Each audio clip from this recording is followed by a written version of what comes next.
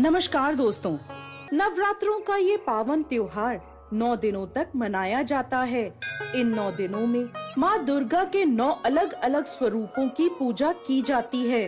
नवरात्रि के पहले दिन माँ दुर्गा के शैलपुत्री स्वरूप की पूजा की जाती है। अपने दाहिने हाथ में त्रिशूल धारण किए, बाएं हाथ में कमल को शोभित किए, वृषभ पर सवार नव दुर्गाओं में प्रथम देवी शैलपुत्री हैं, जिन्हें सती के नाम से भी जाना जाता है। माता शैलपुत्री की कथा के अनुसार एक बार प्रजापति दक्ष ने एक बहुत बड़े यज्ञ का आयोजन किया। इस यज्ञ में उन्होंने सभी देवताओं को अपना अपना योग्य भाग प्राप्त करने के लिए आमंत्रित किया, परंतु उन्होंने भोलेनाथ को निमंत्रण नहीं भेजा। जब माता सती को यह ज्ञात हुआ कि उनके पिता एक अत्यंत विशाल यज्ञ का अनुष्ठान कर रहे हैं, तब उनका मन वहां जाने के लिए बेचैन हुआ। उन्होंने भोलेनाथ को अपने मन की सारी व्यथा बताई। भोलेनाथ बोले, देवी, प्रजापति दक्ष शायद हमसे किसी बात पर रुष्ट हैं, इसलिए उन्होंने सभी देवताओं को अपना अपना यज्ञ भार समर्पित किया है, परंतु उन्होंने हमें नहीं बुलाया, ना ही हमें कोई सूचना भेजी, इसलिए आपका वहां जाना उचित नहीं होगा। भोलेनाथ की यह बात सुनकर माता सती का मन शांत नहीं हुआ। पिता के द्वारा किए गए यज्ञ में सम्मिलित होने और अपनी माता और बहनों से मिलने की उनकी इच्छा और प्रबल होती जा रही थी। माता के आग्रह करने पर भोलेनाथ ने माता सती को वहां जाने की आज्ञा दे दी। पिता के घर जाकर माता सती ने देखा कि कोई भी उनसे प्रेम और आदर पूर्वक बात नहीं कर रहा। केवल उनकी माता ने उन्हें स्नेह से गले लगाया। बहनों की बातों में व्यंग और उपहास था।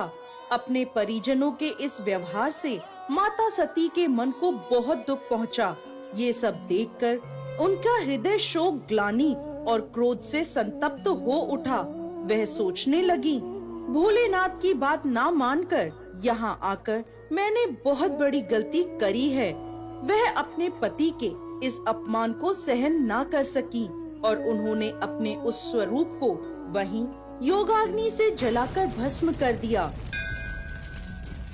इस दुखद घटना को सुनकर भोलेनाथ ने क्रोध में आकर अपने गणों को भेजकर दक्ष के उस यज्ञ का पूर्णतः विध्वंस करवा दिया। सती ने योगाग्नि द्वारा अपने शरीर को भस्म कर अगले जन्म में शैलराज हिमालय की पुत्री के रूप में जन्म लिया। माता शैलपुत्री का जन्म शिला यानी पर्वत से हुआ है, इसलिए इनकी पूजा अर्चना करने से जीवन में स्थिरता आती है। इनकी पूजा अर्चना से वैवाहिक जीवन सुखद हो जाता है और घर में सुख समृद्धि आती है। माता की पूजा अर्चना से मूलाधार चक्र जागृत हो जाते हैं, जिसके फलस्वरूप जीवन में स्फूर्ति और उत्साह का विकास होता है। साथ ही साथ माता शैलपुत्री की पूजा अर्चना से चंद्रमा से जुड़े सभी प्रकार के दोष दूर होते हैं और भक्त को सौभाग्य की प्राप्ति होती है। दोस्तों, नवरात्रि के प्रथम दिन माता शैलपुत्री की पूजा सफेद रंग के विशेष पुष्पों से करें। साथ ही साथ माता को सफेद मिठाई का प्रसाद चढ़ाएं और माता की तस्वीर के आगे कपूर अवश्य जलाएं। पूजा के बाद माँ शैलपुत्री को गाय का घी अर्पित करें, जिससे माता आरोग्य काया का आशीर्वाद देती हैं और व्यक्ति का मन एवं शरीर दोनों निरोगी रहते हैं। माँ शैलपुत्री की पावन कथा। जय माँ शैलपुत्री। नवरात्रि के दूसरे दिन माता के दूसरे स्वरूप माँ ब्रह्मचारिणी की पूजा अर्चना की जाती है। ब्रह्म का अर्थ है तपस्या और चारिणी का अर्थ है आचरण करने वाली। इस अनुसार ब्रह्मचारिणी का अर्थ हुआ तप का आचरण करने वाली। माता ब्रह्मचारिणी ने भगवान शंकर को पति के रूप में प्राप्त करने के लिए घोर तपस्या करी थी। इस तपस्या के कारण माता को तपस्चारिणी, ब्रह्मचारिणी नामों से जाना गया। इनका स्वरूप अत्यंत तेजमय और भव्य है।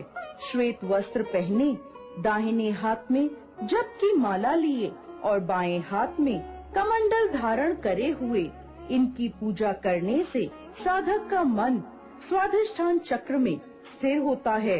अपने पिता दक्ष प्रजापति द्वारा किए गए भोलेनाथ के अपमान से क्रोध में आकर योगाग्नि में भस्म होने के बाद माता सती ने पर्वतराज हिमालय के घर पुत्री के रूप में जन्म लिया। यहाँ उनका नाम पार्वती या शैलपुत्री रखा गया।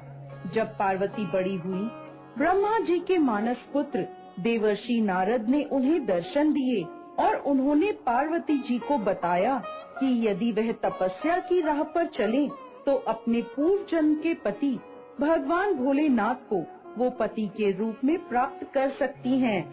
नारद मुनि के उपदेशानुसार भोलेनाथ को पति के रूप में प्राप्त करने के लिए पार्वती जी ने घोर तपस्या करी। उन्होंने 1000 सालों तक केवल फल और फूल खाकर तपस्या करी, फिर 100 सालों तक केवल साग खाया। कठोर तप करते हुए माता ने खुले आकाश के नीचे बारिश, धूप और ठंड के भयानक कष्ट सहे। इतनी कठोर तपस्या करने के बाद 3000 सालों तक धरती पर गिरे हुए बील पत्रों को खाकर भोलेनाथ की पूजा अर्चना करी। फिर कुछ समय बाद उन्होंने वह बील पत्र खाना भी बंद कर दिया। इसके बाद हजारों सालों तक उन्होंने बिना कुछ खाए पिए कठोर तप किया। इस तपस्या के कारण देवी का शरीर दुबला पतला और क्षीण हो गया। उनकी यह निर्बल दशा देखकर उनकी माता मैना को बहुत दुख हुआ। उनकी इस कठोर तपस्या को देख तीनों लोकों में हाहाकार मच गया। सभी देवता, ऋषि और पुण्य आत्माएं माता की तपस्या की प्रशंसा करने लगे। अंत में देवी के तप से प्रसन्न होकर ब्रह्मा जी उनके समक्ष प्रकट हुए और उनसे पूछने लगे, हे देवी, आज तक किसी ने भी इतनी कठोर तपस्या नहीं करी। ऐसी तपस्या केवल आप ही से संभव है। आपकी इस परम पवित्र और अलौकिक तपस्या की चर्चा चारों दिशाओं में हो रही है। आपकी मनोकामना अवश्य पूरी होगी। आपका विवाह भगवान शिव शंकर से ही होगा और वही आपको पति रूप में प्राप्त होंगे। अब आप इस तपस्या को खत्म करें और अपने घर लौट जाएं। आपके पिता आपको लेने आ रहे हैं। इसके बाद माता ने तपस्या खत्म करी और अपने पिता के साथ अपने घर लौट आईं। और कुछ समय बाद भोलेनाथ ने माता पार्वती को अपनी पत्नी के रूप में स्वीकार किया। लंबे समय तक कठोर तप करने के कारण ब्रह्मा जी ने माता पार्वती को नाम दिया ब्रह्मचारिणी। इस दिन विधि विधान से माँ ब्रह्मचारिणी की पूजा अर्चना करने से सभी मनोकामनाएं पूरी होती हैं और विशेष फल की प्राप्ति होती है।